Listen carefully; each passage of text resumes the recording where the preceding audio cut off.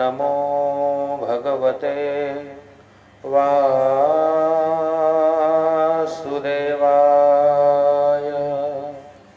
श्री सरस्वत्यै नमः। श्री वेद पुरुषाय नमो नमः। कदाचित् कालिंदी तटविपिन संगीतक वरो मुदा गोपी नारी वदन कमला स्वाद मधुप रमा शंभो ब्रह्मा मरपति गणेशा चित्तपदो जगन्नाथ स्वामी नयन पथगामी भवतु मे। जगन्नाथ स्वामी नयन पथगामी भवतु मे। भगवान जगन्नाथ हम सभी का कल्याण करें, हम सभी देशवासियों की सुरक्षा करें। तो ये नारायण की प्रार्थना है। नारायण से प्रार्थना करने के पश्चात अब हम प्रार्थना करेंगे भगवान भोलेनाथ से। और यहाँ पे दिव्य मंत्र हैं सभी देवी देवताओं के, और प्रयास यही है कि इन मंत्रों के द्वारा भाव से देवताओं की उपासना हो सके, उनकी सेवा हो सके और ठाकुर जी की कृपा प्राप्त करी जा सके। हाँ, माता जी से प्रार्थना करेंगे। मुखे ते तांबूलों नयन युगले काजल कला ललाटे काश्मीरों विलसति गले मौक्ति कलता स्फुरा कांची साटे पृथु कटे तटे हाटक मये भजामि त्वां गौरी नगपति किशोरी मविरतं भजामि त्वां गौरी नगपति किशोरी मविरतं। तो ये जो है भगवती का स्तोत्र है, भगवती का ध्यान मंत्र। और ये जो शिखरणी छंद है, शिखरणी छंद से विशेष भाव उत्पन्न होता है। इसी छंद में भगवान भोलेनाथ की एक दिव्य स्तुति जो लोग बार बार सुनना चाहते हैं, तो इस मंत्र को सुनिए और भगवान भोलेनाथ से प्रार्थना करेंगे, प्रभु रक्षा करिए हमारे विश्व की। शिवांके खेलंती शिव शिरसि गंगा लहरिका समुद्य गंभीरा ध्वनि मरतमोदीपितमदा निरीक्षोत्कां वामा सरल हृदया धूर्णितवती यमासेव्यं देवं तमेह कलये चित्तनिलये यमासेव्यं देवं तमेह कलये चित्तनिलये। भगवान भोलेनाथ का दिव्य मंत्र है। तो आज का जो हमने ये जो वीडियो हम जो लाइव चला रहे हैं, सभी सनातन प्रेमियों से हार्दिक निवेदन है कि इसे अपने परिवारजनों तक, अपने प्रेमी जनों तक, अपने इष्ट मित्रों तक, अपने हर समूह में शेयर करिए, ताकि जो हमारे दिनचर्या में प्रयोग होने वाले मंत्र हैं उन सभी मंत्रों की जानकारी सबको हो सके। आप लोग विद्वान हैं, जानते होंगे, पर जो न जानता हो वो भी सुन करके इन मंत्रों को जाने और अपने बच्चों में संस्कार लाया जाए। याद रखना, आज ये बहुत बड़ी विडंबना है कि हम अपने बच्चों को कॉन्वेंट में भेजते हैं, बड़े बड़े कथाकार हो, बड़े बड़े पंडित हो, बड़े बड़े मूर्धन्य विद्वान हो, लेकिन अपने बच्चों को शिक्षा वो संस्कृत में नहीं प्रदान करते। उनको वो कॉन्वेंट में भेजना चाहते हैं, इंग्लिश मीडियम की स्कूल में पढ़ाना चाहते हैं, अंग्रेज बनाना चाहते हैं। और ये हमारी ही गलती है। अपने बच्चों को संस्कारी बनाना है तो संस्कृत के बीज बोने पड़ेंगे। और वो संस्कृत का बीज कैसे बोया जाए, तो उसी लिए ये वीडियो हम बना रहे हैं। सभी लोग अपने इष्ट मित्रों तक शेयर करिए, सभी समूह में शेयर करिए, और आपको जो मंत्र जानना हो वो नीचे कमेंट करिएगा, हम उस मंत्र को आप तक प्रेषित करेंगे। आप स्वयं देखिए, अपने परिवारजनों को दिखाइए, अपने इष्ट मित्रों को दिखाइए। तो दिनचर्या में किन किन मंत्रों का प्रयोग होता है और इन मंत्रों को कहां कहां प्रयोग करते हैं, तो वो हम आपको बताएंगे। हाँ, इसलिए हमारे शास्त्र बार बार उपदेश देते हैं कि सत्यम वद, जीवन में कभी भी असत्य आचरण न करिए, सत्य बोलने का प्रयास करिए। जो त्रिकालाबाधित है, जो भूत भविष्य वर्तमान में भी सत्य है, वही सत्य है, और ऐसा सत्य केवल और केवल मेरे परमात्मा है। तो इसलिए सत्यम वद, हमेशा सत्य ही बोलना चाहिए। दूसरा उपदेश है धर्मम चर, ये बच्चों को उपदेश देना चाहिए। यह सभी सनातन प्रेमियों को ये इस बात का ज्ञान होना चाहिए। धर्मम चर, धर्म का आचरण करना चाहिए, धर्मवत आचरण करना चाहिए। तीसरा सूत्र है मातृदेवो भव, हमारे लिए हमारी माँ भगवान है। बाहर के देवी देवता तो ठीक है, लेकिन प्रथम देव अगर कोई है तो वो माँ है। इसलिए नित्य बच्चों को ये इन छोटे छोटे सूक्तियों को कंठस्थ कराइए। मातृदेवो भव, माँ देवता है। दूसरा, इसके बाद चौथा क्या सूक्त है, कहा पितृदेवो भव, हमारे पिताजी हमारे लिए देव है।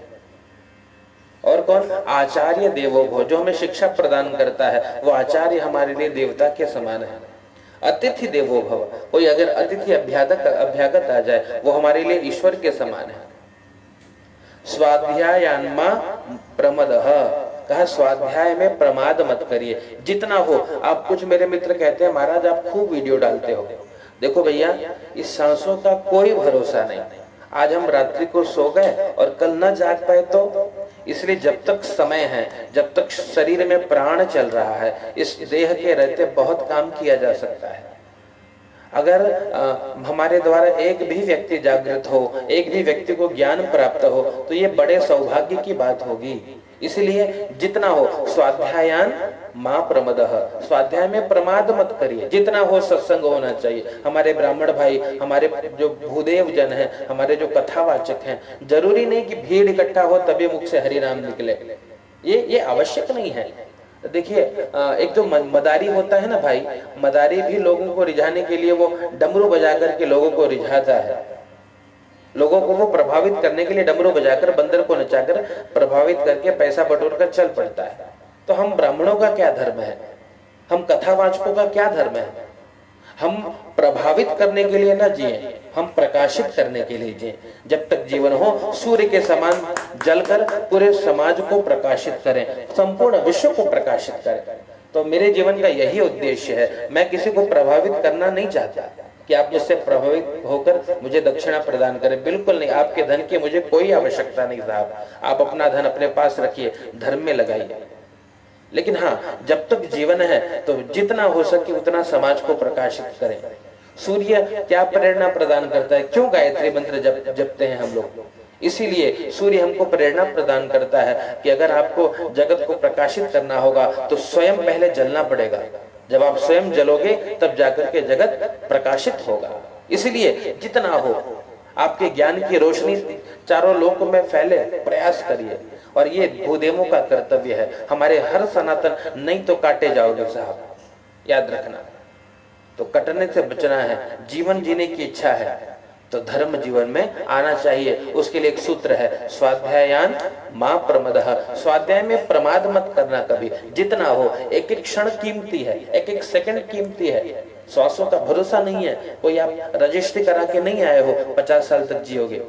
बड़े बड़े युवा संत, बड़े बड़े कथावाचक, बड़े बड़े ख्याति प्राप्त व्यक्ति भी न जाने बुलावा आया और चल पड़े। तो जितना भी जब तक समय मिला मेरे भाई बहन, खूब धर्म करिए, खूब भजन करिए, ईश्वर को रिझाइए, जितना जितना हो सके। एक एक क्षण याद रखना भाव से। कुछ लोग कहते हैं महाराज ये चंदनवा खाली कैमरा के सामने लगेला कि पीछे लगेला। एब साहब ये जो चंदन है ये आपके सामने इसीलिए लगाते हैं कि हम समाज के सामने ऐसे रहें कि समाज हमसे कुछ प्रेरणा ले सके। ये हमारी जिम्मेदारी है। तो ये इसीलिए है, जब तक जीवन होगा तब तक हमको जलना है, समाज को प्रकाशित करना है। और अंतिम सूत्र मैंने पढ़ा, श्रद्धया देयम। आज बहुत आवश्यकता है, श्रद्धा पूर्वक दान करिए सभी को। जो भूखे मिले, जो गरीब मिले, जिनके घर में अन्न न हो, उनको दान करिए। तो आइए हम प्रारंभ करते हैं मित्रों कि दिनचर्या में किन किन मंत्रों का प्रयोग कब कब करना चाहिए। तो प्रातः काल उठने के बाद, पहला हमारा धर्म क्या है, प्रातः काल उठने के बाद क्या करें, तो पहले कर दर्शन करना चाहिए, अपने हाथों को देखना चाहिए। और हाथ को देख के कौन सा मंत्र बोलना चाहिए, तो ध्यान से सुनिएगा, मैं बोलूंगा आप दोहराइए, मेरे भाई दोहराएंगे, ताकि सभी ये मंत्र जान सके। तो पहला मंत्र कर दर्शन का है। कराग्रे वसते लक्ष्मी, कराग्रे वसते लक्ष्मी, करमूले सरस्वती, करमूले सरस्वती, करमध्ये तु गोविंदः, करमध्ये तु गोविंदः, प्रभाते करदर्शनम्, प्रभाते करदर्शनम्। प्रातः काल जब आपका नेत्र खुले, आप अपने चदरिया से मुख चंद्रिका को बाहर निकालें, तो पहले हाथ देखिए और कुछ दर्शन न करिए, अपने हाथों का दर्शन करिए और ये मंत्र बोलिए। भाव क्या है इसका, कराग्रे वसते लक्ष्मी। कर के अग्र भाग में, हाथ के अग्र भाग में लक्ष्मी जी निवास करते हैं। और कर मूले सरस्वती, कर के जो मूल भाग है, मूल भाग में सरस्वती मैया निवास करती हैं। कर मध्य तो गोविंद, कर के मध्य में गोविंद भगवान कृष्णचंद्र निवास करते हैं, इसलिए प्रभाते कर दर्शनम। तो भाव क्या होना चाहिए, जब अपने हाथ का दर्शन करें तो माता लक्ष्मी का कर के अग्र भाग में दर्शन करें, कर के मूल भाग में माता सरस्वती का दर्शन करें और कर के मध्य में गोविंद भगवान का दर्शन करना चाहिए। तो इस प्रकार से ये है कर दर्शन का मंत्र। इसके बाद क्या करना चाहिए, आप जहाँ पे सो रहे हैं उस बिस्तर से उतरने से पूर्व माता पृथ्वी का वंदन करना चाहिए, माता पृथ्वी को प्रणाम करना चाहिए। माता पृथ्वी को प्रणाम करते वक्त कौन सा मंत्र बोलना चाहिए, तो ये मंत्र मैं आपको बता रहा हूँ, भाव से पीछे ध्यान से सुनिए, मेरे भाई बोलेंगे। ओम समुद्र वसने देवी, समुद्र वसने देवी, पर्वतस्तन मंडले, पर्वतस्तन मंडले, विष्णुपत्नी नमस्तुभ्यं, विष्णुपत्नी नमस्तुभ्यं, पादस्पर्शं क्षमस्व मे, पादस्पर्शं क्षमस्व मे। ये मंत्र बोलना है। आप बिस्तर से उतरने से पहले माता पृथ्वी को प्रणाम करेंगे और ये मंत्र बोलेंगे। इस मंत्र का भाव क्या है भाइयों, ध्यान से सुनना। कहा समुद्र वसने देवी, जो समुद्र है ना, समुद्र रूपी वस्त्र को धारण करने वाली हे माँ, और आज जो पर्वत है वो आपके स्तन स्वरूप है, और हे भगवान नारायण की पत्नी हे पृथ्वी देवी, मैं आपको प्रणाम करता हूँ, मैं आपको नमस्कार करता हूँ। मैं आपको जो पद से स्पर्श करूंगा, जो पैर से स्पर्श करूंगा, इसके लिए मुझे क्षमा करिए। पाद स्पर्शम क्षमस्व में, क्या कहना है आपको, पाद स्पर्शम क्षमस्व में। तो पाद स्पर्शम क्षमस्व का मतलब, हे भगवती आप कृपा करिए, आप ये आशीर्वाद प्रदान करिए, और जो भी हमारे अपराध हो उन सभी अपराधों को आप क्षमा करिए। ये प्रार्थना आपको करनी है। इसके बाद क्या करना चाहिए? तो इसके बाद का जो मंत्र है वो है, कहा भगवान कृष्ण को प्रणाम करना चाहिए, अपने गुरु जी का स्मरण, जो भी आपके गुरु जी हैं। कुछ मित्रों ने गुरु बनाया है ना, तो जो मित्रों ने गुरु बनाया वो अपने गुरु जी का स्मरण करेंगे, और जिन मित्रों ने गुरु नहीं बनाया है वो मित्र किनका स्मरण करेंगे? कहा भगवान कृष्ण का स्मरण करेंगे। क्यों? कहा कृष्णम वंदे जगत गुरु, कृष्णम वंदे जगत गुरु, कृष्णम वंदे जगत गुरु। इस प्रकार से आप कहेंगे, कृष्णम वंदे जगत गुरु। तो इस प्रकार कहते हुए भगवान कृष्ण को प्रणाम करेंगे, भगवान कृष्ण से प्रार्थना करेंगे कि ठाकुर जी आप कल्याण करिए, आप आशीर्वाद प्रदान करिए। पूरा मंत्र क्या है, ध्यान से बोलिएगा पीछे पीछे। वसुदेव सुतं देवं, वसुदेव सुतं देवं, कंस चाणूरमर्दनम, कंस चाणूरमर्दनम, कंस चाणूरमर्दनम, कंस चाणूरमर्दनम, देवकी परमानंदम, देवकी परमानंदम, कृष्णो वंदे जगत गुरु, कृष्णो वंदे जगत गुरु। भगवान कृष्ण को प्रणाम करेंगे। भगवान कृष्ण कौन है? जगत के गुरु हैं, तो जगत गुरु भगवान कृष्ण को प्रणाम करना चाहिए। इसके बाद भगवान माधव को प्रणाम करने का क्या मंत्र है? जिनके इष्ट भगवान माधव हैं, तो क्या है? भगवान माधव, भगवान कृष्ण, तो बोलेंगे मूकम करोति वाचालम, पंगुम लंघयते गिरिम, यत्कृपातमहं वंदे परमानंद माधव। इसका भाव क्या है? तो पहले मंत्र का भाव था वसुदेव सुतम देवम, वसुदेव के पुत्र हे भगवान, जिन्होंने कंस का और चाणूर का वध किया था, ऐसे देवकी को परम आनंद देने वाले मैं कृष्ण भगवान जो जगत गुरु हैं उनको प्रणाम करता हूँ। ये मंत्र का भाव था। और इसके बाद क्या था? मूकम करोति वाचालम। देखो भगवान की कृपा अगर हो जाए तो जो गूंगा है वो बोलने लग जाता है, तो मूक को जो वाचाल बना दे वो कौन है? तो वो परमात्मा है। मूकम करोति वाचालम, मूक को वाचाल बना दे। और पंगुम लंघयते गिरिम, जो पंगु है, जो लंगड़ा है, जिनको जिनको पास पैर नहीं है, वो बड़े बड़े पर्वत को लांघ जाता है। ये परमात्मा की कृपा से संभव है। तो यद कृपा तमहं वंदे, जिसकी कृपा से ऐसा होता है क्या कि गूंगा बोलने लगता है, जिसकी कृपा से जो लंगड़ा है वो चलने लगता है, पदहीन व्यक्ति बड़े बड़े पर्वत को पार कर जाता है। तो ऐसे परम आनंद देने वाले भगवान माधव को हम प्रणाम करते हैं। ये मंत्र है। इसके बाद जिनकी इष्ट भगवती माता जी हैं, माँ दुर्गा हैं, तो दुर्गा माँ को कैसे प्रणाम करेंगे? नमो देव्यै महादेव्यै शिवायै सततं नमः, नमः प्रकृत्यै भद्रायै नियता प्रणता स्मता, नियता प्रणता स्मता। माता जी को प्रणाम करने का मंत्र है, तो माता जी को प्रणाम करिए। अगर आपके घर में वनस्पतियां हैं तो वनस्पतियों में भी जीव होते हैं, तो वनस्पतियों को प्रणाम करने का क्या मंत्र है? ध्यान से सुनिए।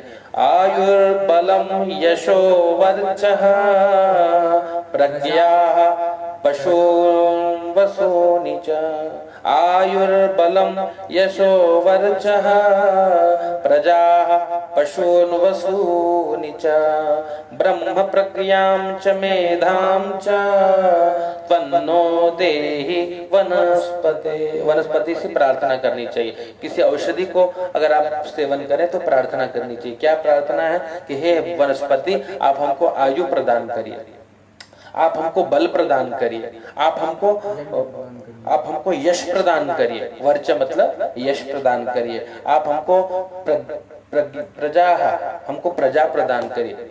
आप सभी को निरोगी बनाइए ताकि सब हमारे साथ है। और ब्रह्म प्रज्ञाम च मेधाम च, कहा आप हमको मेधा बुद्धि प्रदान करिए।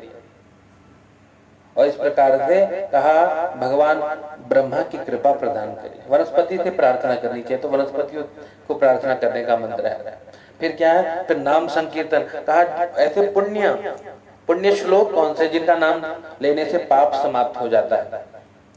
पुण्य श्लोको नलो राजा, पुण्य श्लोको युधिष्ठिरः, पुण्य श्लोका च वैदेही, पुण्य श्लोको जनार्दनः।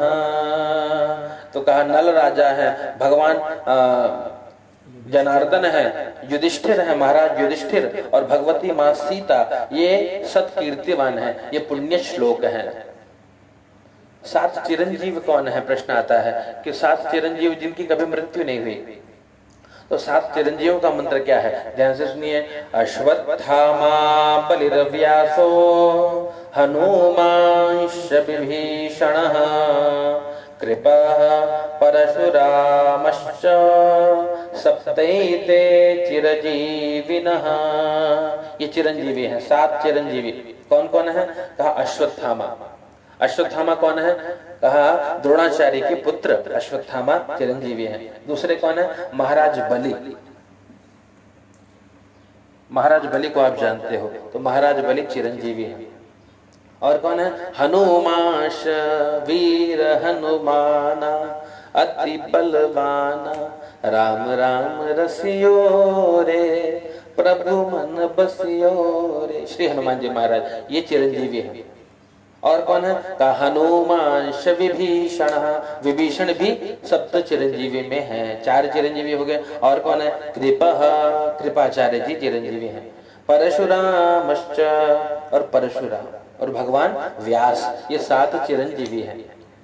तो इनका स्मरण करने से आयु बढ़ती है, तो इनका स्मरण हमेशा करना चाहिए। जिनके कुंडली में जो ग्रह निर्बल है, महामृत्युंजय न करा पाए, तो इन 7 चिरंजीवियों का नाम लेने से आयु बढ़ती है। 5 सती कौन है, 5 महाकन्याएं, 5 सतियां कौन है जिनका स्मरण हर स्त्रियों को करना चाहिए। तो उसका श्लोक क्या है, ध्यान से सुनिए।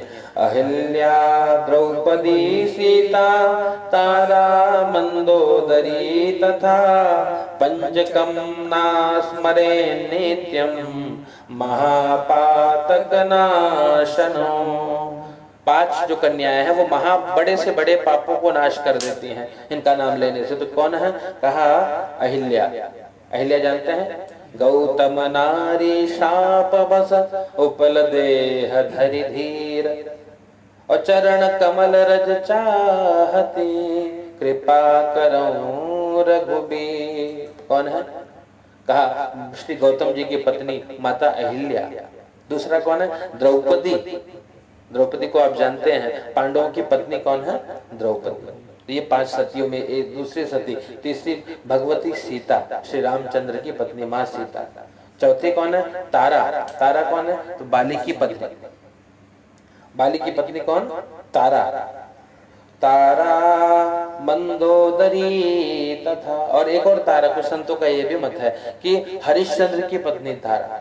तो जो भी है, उन तारा का नाम लेने मात्र से क्या होता है, कहा ये 5 सतियां हैं जो बड़े से बड़े पापों को विनष्ट कर देती हैं। इनका स्मरण करने से पाप समाप्त हो जाता है। तारा मंदोदरी, मंदोदरी को आप जानते हैं श्री रावण की पत्नी। रावण की पत्नी कौन है, मंदोदरी। तो इन 5 सतियों का स्मरण करने से, ध्यान करने से पाप का नाश होता है। अब प्रश्न ये आता है, 7 मोक्ष पुरियां कौन है। किसी भी अगर जिसके जीवन में मोक्ष की कामना है, जो मुक्ति चाहता है, तो इस मंत्र का पाठ आप करिए या इस मंत्र को सुनिए। आप और भी जो कोई मेरे मित्र कुछ मंत्र जानना चाहते हो, नीचे कमेंट करिएगा। अयोध्या मथुरा माया, काशी कांची अवंतिका, पुरी द्वारावती चैव, सप्तैता मोक्षदायिका। 7 पुरियां जो मोक्ष प्रदान करती है, उसमें एक पुरी है कौन, अवध। अवध मतलब अयोध्या, जहां भगवान श्री राम का जन्म हुआ था। दूसरी कौन है, का अयोध्या मथुरा। मथुरा आप जानते हैं, अयोध्या मथुरा, ये 7 मोक्षदायी पुरियां हैं। अयोध्या मथुरा मायावती और काशी मतलब वाराणसी, कांची, अवंतिका, उज्जैन और द्वारिका, ये 7 मोक्षदायी मोक्ष प्रदान करने वाली पुरियां हैं। ओम भगवान नारायण को वंदन करने का मंत्र सुनिए। नारायणं निराकारं नरवीरं नरोत्तमं नृसिंहं नागनाथं च तं वंदे नरकांतकं। भगवान के नाम भी इसमें छिपे हैं। निराकार है भगवान का नाम, भगवान नरवीर है, नरोत्तम है, नृसिंह है और नागनाथ है, नरकांतक है। ऐसे भगवान को हम नमस्कार करते हैं। भगवान राम को कैसे प्रणाम करें? कौन सा सरल मंत्र है? ध्यान से सुनिएगा। जिनके इष्ट राम है वो प्रातःकाल उठते ही श्री राम को प्रणाम कैसे करें? राघवं रामचंद्रं च रावणारिं रमापतिं राजीवलोचनं रामं तं वंदे रघुनंदनं। श्री राम को प्रणाम करने का मंत्र है। जिनका नाम राघव है, जिनका नाम रामचंद्र है, जो रावणारिम रावण के शत्रु है, रमापति भगवती सीता के पति हैं, जो राजीव लोचन है, कमल नयन है, कमल के समान भगवान का नेत्र है, ऐसे श्री रामचंद्र को हम प्रणाम करते हैं। ऐसे रघुनंदन को हम प्रणाम करते हैं। नवग्रह, जिसकी कुंडली में नवग्रहों का दोष है तो इस मंत्र का पाठ करिएगा। नवग्रहों को प्रणाम करिए। ब्रह्मा मुरारी त्रिपुरांतकारी भानु शशि भूमि सुतो बुधश्च गुरु शुक्र शनि राहु केतव सर्वे ग्रह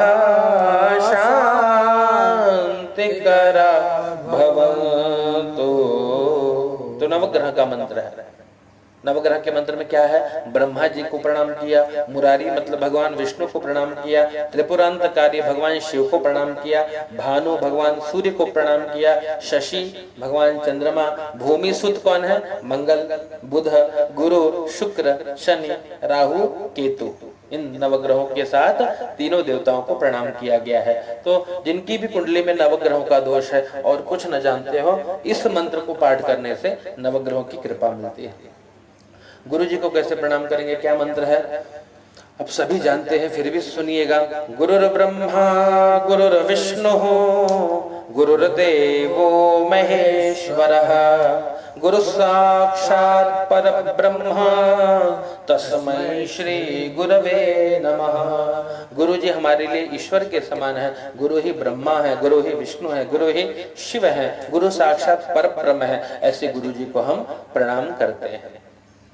तुलसी जी का पूजन कैसे करें? देखिए, हर जो सौभाग्यवती स्त्री हैं उनसे मैं नम्र निवेदन करूं कि आप तुलसी जी का सेवन या तुलसी जी की सेवा अवश्य करें। तो तुलसी जी की सेवा करने का क्या मंत्र है? किस मंत्र से भगवती तुलसी का आराधन किया जाए, किस मंत्र से भगवती तुलसी को प्रणाम किया जाए? बहुत सारे मित्र नहीं जानते, तो ध्यान से सुनिए। तुलसी जी को प्रणाम करने का मंत्र क्या है? तुलसी जी की पूजा करने का मंत्र क्या है? तुलसी श्री सखी शिवे पापहारिणि पुण्य दे। ध्यान से सुनिए। तुलसी श्री सखी शिवे पापहारिणि पुण्य दे। नमस्ते नारदनुते नमो नारायण प्रिय। तुलसी जी को प्रणाम करने का मंत्र, इसका भाव क्या है, अर्थ क्या है? क्या तुलसी श्री की सखी है। श्री कौन? माता लक्ष्मी की सखी है तुलसी महारानी। तुलसी श्री की सखी है। और शिवे, शिव मतलब जो कल्याण करने वाली माँ तुलसी, वहां कल्याण होता है। तो तुलसी कौन है? कहा शिवे, कल्याण करने वाली है। और पापहारिणी पुण्य दे, पाप का हरण करती हैं और पुण्य प्रदान करती हैं माँ तुलसी। तो नमस्ते नारद नुते, नारद जी भी मैया तुलसी की स्तुति गाते हैं। ऐसे माँ तुलसी जो नमो नारायण प्रिय, नारायण की प्रिया माँ तुलसी को हम प्रणाम करते हैं। अब ये तो हो गया आपके इष्ट देवताओं को ध्यान करने का, पूजन करने का मंत्र। इसके पश्चात क्या करना चाहिए? तो प्रातःकाल उठे के रघुनाथा मात पिता गुरु ना वही माथा प्रातः काल उठने के बाद अपने माता को, पिता को, गुरुजनों को प्रणाम करना चाहिए। और ये है प्रातः काल का। इसके पश्चात फिर तुरंत स्नान कर लेना चाहिए। तो स्नान करने के लिए क्या, कौन से मंत्र का प्रयोग करना चाहिए आप सब जानते हैं, तो यही मंत्र बोला करिए, ओम। देखिए स्नान करने के लिए किस मंत्र का प्रयोग हो, ये ध्यान से सुनिए। आप लोग जानते हो तो सप्त नदियों को प्रणाम करना चाहिए। कौन सा मंत्र, ध्यान से सुनिए। गंगे च यमुने चैव गोदावरी सरस्वती नर्मदे सिंधु कावेरी जलेस्मिन् सन्निधिं कुरु। का सप्त नदियों को जल में उनका आवाहन किया जाता है स्नान के पूर्व, ताकि जल पवित्र हो। यदि मित्रों जल पवित्र, शुद्ध जल से स्नान करेंगे तो वैचारिक शुद्धता आएगी। तो शुद्ध जल कैसे होगा, जब तक उसमें देवताओं का निवास न हो। कैसे कैसे बुलाएंगे, किनको किनको बुलाएंगे, इस मंत्र से बुलाएंगे। गंगे च यमुने चैव, गंगा जी माँ यमुना, गोदावरी सरस्वती, गोदावरी और सरस्वती, नर्मदे सिंधु कावेरी, माँ नर्मदा, माँ सिंधु और कावेरी, इन 7 नदियों को आवाहन करना चाहिए जल में। तो ये स्नान करने का मंत्र, हर हर गंगे बोलकर स्नान करिए। हर हर गंगे, हर हर गंगे, हर हर महादेव, इस प्रकार से आप बोलते हुए स्नान करिए। ये स्नान का मंत्र है। इसके बाद क्या करना चाहिए, दूसरा मंत्र गंगा जी को प्रणाम करना चाहिए। अगर आपको ना तो दूसरा मंत्र सुनिए। इसमें सभी नदियों को बुलाया गया है, सभी नदियों से मंगल कामना करी गई है। क्या क्या है, ध्यान से सुनिए। गंगा सिंधु सरस्वती च यमुना गोदावरी नर्मदा कावेरी सरयू महेंद्र तनया चरमणवती वेदिका क्षिप्रा वेत्रवती महासुर नदी ख्याता जया गंडकी पूर्णा पूर्ण जलै समुद्र सहिता कुर्वन्तु मे मंगलो। सभी नदियां हमारा मंगल करें, हमारा कल्याण करें। क्या, कौन सी, तो आप ध्यान से आपने सुना, गंगा, सिंधु, सरस्वती, यमुना, गोदावरी, नर्मदा, कावेरी, सरयू और महेंद्र तनया चर्मणवती, वेदिका, क्षिप्रा, वेत्रवती, महासुर नदी, ब्रह्मपुत्र, जया, गंडकी, ये सभी पवित्र नदियां जल में अपना स्थान ग्रहण करें और हमको पवित्र बनाए। तो ये गंगा जी का मंत्र। या गंगा जी को प्रणाम करने का एक और मंत्र सुनिएगा। नमामि गंगे तव पाद पंकजं सुरासुरैर्वन्दित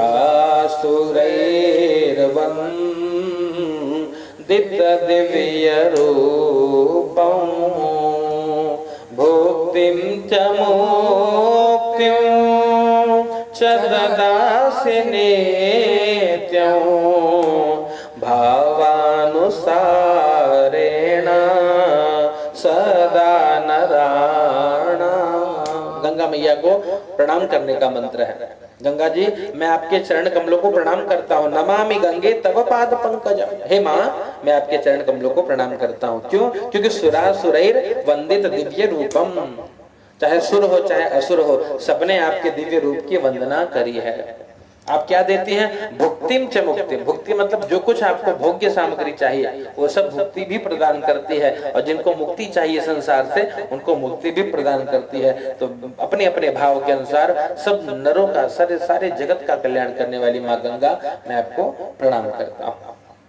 अब आपने स्नान कर लिया। स्नान करने के पश्चात फिर जब सूर्योदय की बेला हो, भगवान सूर्य सम्मुख उपस्थित हो, तो सूर्य नारायण की उपासना करनी चाहिए। भगवान सूर्य को प्रणाम करना चाहिए। सूर्य नारायण की उपासना का मंत्र क्या है? देखिए, सूर्य नमस्कार कहते हैं, जन्मांतर सहस्रेषु दारिद्र्यम नोपजायते, हजारों जन्म तक दरिद्रता नहीं आती। तो भगवान सूर्य को प्रणाम करने का क्या फल है? आप लोग सूर्य पूजन कराते हो, तो क्या समझाइए? यही समझाइए कि जन्मांतर सहस्रेषु दारिद्र्यम नोपजायते। है ना। क्या फलश्रुति है, ध्यान से सुनिए। आदित्यस्य नमस्कारम ये कुर्वन्ति दिने दिन, जो दिन दिन रोज आदित्य को, भगवान सूर्य को नमस्कार करता है तो जन्मांतर सहस्त्रेषु दारिद्र्यम नोपजायते, हजारों जन्म तक दरिद्रता तो नहीं आएगी, संपत्ति कितनी आएगी उतना मुझे पता नहीं, पर दरिद्रता नहीं आएगी। तो नमस्कार का मंत्र क्या है, ध्यान से सुनिए। आदिदेव नमस्तुभ्यं।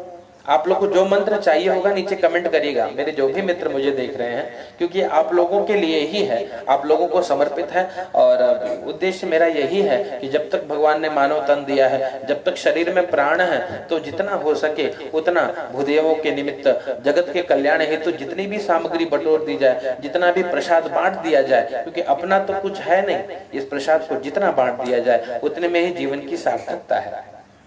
तो मेरे मित्र जो चाहें, जिनको जो मंत्र चाहिए वो नीचे कमेंट करिएगा। तो सूर्य को नमस्कार करने का कौन सा मंत्र है? आदिदेव नमस्तुभ्यं प्रसीद मम भास्कर, आदिदेव नमस्तुभ्यं प्रसीद मम भास्कर, दिवाकर नमस्तुभ्यं प्रभाकर नमोस्तुते। भगवान को प्रणाम करने का मंत्र है, सूर्य को प्रणाम करने का मंत्र है। तो आदिदेव नमस्तुभ्यम, हे प्रभु, हे आदिदेव, हे कहा सूर्य से ही संसार है ना। तो भगवान सूर्य नारायण कौन है? सूर्य नारायण आदिदेव है। आदिदेव नमस्तुभ्यम, और क्या प्रार्थना किया? प्रसीद मम भास्कर, हे भास्कर आप हम पर प्रसन्न होइए। प्रसन्न होकर के क्या करिए? दिवाकर नमस्तुभ्यं प्रभाकर नमोस्तुते, हे दिवाकर, हे प्रभाकर आप प्रभा और दिवा, दिन को करने वाले, जिनके कारण दिन होता है, जिनके कारण प्रभात होता है, ऐसे प्रभाकर भगवान सूर्य नारायण को हम प्रणाम करते हैं। तो यह है भगवान सूर्य को प्रणाम करने का मंत्र। पश्चात अगर कुछ खाने की इच्छा हो, आप नाश्ता करेंगे, नाश्ता करने के लिए क्या करना चाहिए? कौन सा मंत्र बोलना चाहिए? भोजन के लिए कौन से मंत्र का प्रयोग करना चाहिए? तो भोजन के लिए बहुत मंत्र है। जैसे आप लोग पुरुष सूक्त पढ़ते हैं तो उसमें एक मंत्र है, ओम हरि ओम मानाभ्या आसीदंतारिक्षगो शीर्षणोदयो समावर्ताता पद्भ्यां भूवर्देशाः श्रोत्रात् तथा लोकान् अकल्पयन्। एक ये मंत्र जो आप सब जानते हैं, सभी भूदेव हैं, सभी को प्रणाम करता हूं जो मेरे मित्र मुझे देख रहे हैं। दूसरा मंत्र भी आप जानते हैं, कौन सा है? भगवान को भोग लगाने का। त्वदीयं वस्तु गोविंद तुभ्यमेव समर्पये, त्वदीयं वस्तु गोविंद तुभ्यमेव समर्पये, गृहाण सुमुखो भूत्वा प्रसीद परमेश्वर। इस मंत्र को बोल करके भगवान को वो प्रसाद अर्पित करके, नैवेद्य अर्पित करके फिर प्रसाद ग्रहण करना चाहिए। और कौन सा मंत्र? गीता में एक भी मंत्र है भगवान को नैवेद्य दिखाने का मंत्र। कौन सा मंत्र है? यज्ञ शिष्टाशिनः संतो मुच्यन्ते सर्वकिल्बिषैः भुञ्जते ते त्वघं पापा ये पचन्त्यात्म कारणात्। ये गीता जी का मंत्र है, श्रीमद् भगवत गीता में भगवान को भोग लगाने का मंत्र है। इस मंत्र से भोग लगाइए। और कौन सा मंत्र है भोग लगाने का? ब्रह्मार्पणम ब्रह्म हविः ब्रह्माग्नौ ब्रह्मणाहुतौ ब्रह्मैव तेन गंतव्यं ब्रह्म कर्म समाधिना। ये कौन सा मंत्र है भैया? ये भगवान को भोग लगाने का मंत्र है। कई मंत्र है, एक और मंत्र बता दो। गीता का मंत्र है, गीता में और भी मंत्र है, भगवान को किस प्रकार नैवेद्य अर्पित करें, कई मंत्र मैं आपके सम्मुख प्रस्तुत कर रहा हूँ। जो मंत्र आपको चाहिए मेरे भाई बंधुओं को, आप लोग कमेंट करके आप हमसे वो मंत्र मांगिएगा, हम उसको कमेंट बॉक्स में आपको शेयर कर देंगे। देखिए एक और मंत्र है, ओम यत्करोषि यदश्नासि यज्जुहोषि ददासि यत्तपस्यसि कौन्तेय तत्कुरुष्व मदर्पणो। गीता जी का मंत्र है, श्रीमद् भगवत गीता में भगवान को भोग लगाने के मंत्र हैं। तो ये भी एक मंत्र है, आप चाहें तो ये मंत्र से आप भगवान को भोग लगाइए। और कौन सा मंत्र है भगवान को भोग लगाने का? अहम वैश्वानरो भूत्वा प्राणिनां देहमाश्रितः प्राणापान समायुक्तः पचाम्यन्नं चतुर्विधम्। गीता जी में मंत्र है। कौन सा मंत्र है? भगवान को भोग लगाने का मंत्र है। एक मंत्र और बता दूं आपको, वेद मंत्र है। ओम सहनाववतु सहनौ भुनक्तु सह वीर्यं करवावहै तेजस्विनावधीतमस्तु मा विद्विषावहै।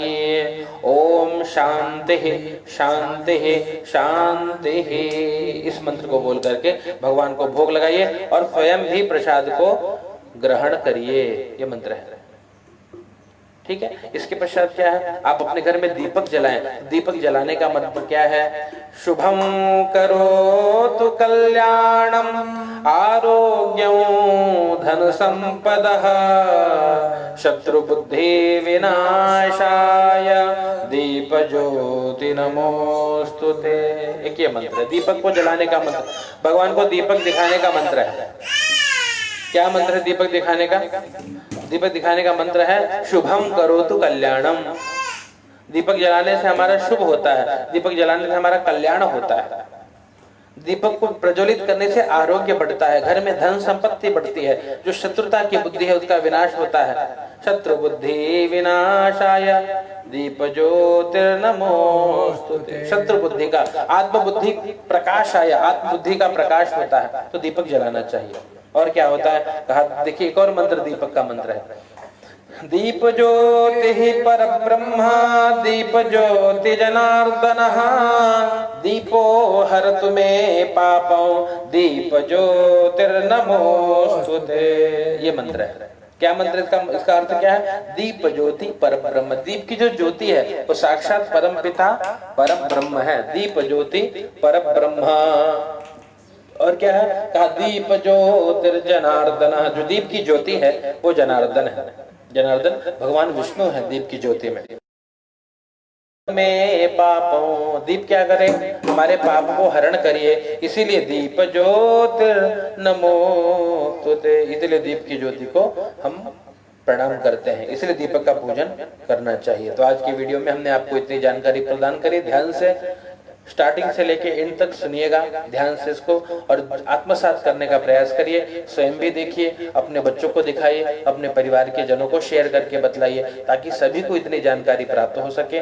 मेरे मित्र जिन जिन को जो जो मंत्र चाहिए उस मंत्र को आप नीचे कमेंट करिएगा, और तो मैं उस मंत्र को नीचे कमेंट बॉक्स में डालूंगा। सभी मंत्र डालने पे लोग देखते नहीं, वो खिचड़ी के समान हो जाता है मेरे भाई सुभाष मिश्रा जी। तो जो मंत्र पहले आप स्टार्टिंग से एंड तक सुनिए, जो मंत्र आपको न समझ में आए, अगर आप पुरुषार्थ करेंगे तो प्रेम उत्पन्न होगा, तब जाकर के श्रद्धा उत्पन्न होगी और भाव से आप उसे आत्मसात करने का प्रयास करेंगे। तो इसलिए एक एक मंत्र सुनिएगा ध्यान से, स्टार्टिंग से लेकर एंड तक पूरी वीडियो देखिए, और जो जो जानकारी आपको अच्छी लगे तो नीचे कमेंट करके हमको बताइए आपको क्या अच्छा लगा। और आपको यदि उसमें से कुछ जानना हो तो आप नीचे कमेंट करके हमसे पूछ सकते हैं। हम आपको शीघ्र उसके बारे में आपको जानकारी प्रदान करेंगे। मैं आपका पंडित ज्ञानेश तिवारी अपने सभी मित्रों को, अपने सभी भूदेवों को, अपने सभी के हृदय में बैठे मेरे श्री सीता रामचंद्र को प्रणाम करता हूँ। श्री राममय सब जग जानी करहूं प्रणाम जोरी जुग पानी। सभी को प्रणाम करके यहाँ वाणी को विश्राम। फिर अगले वीडियो में हम आएंगे अलग अलग देवताओं के अलग अलग मंत्र के साथ। सभी मित्रों को जय श्री राम।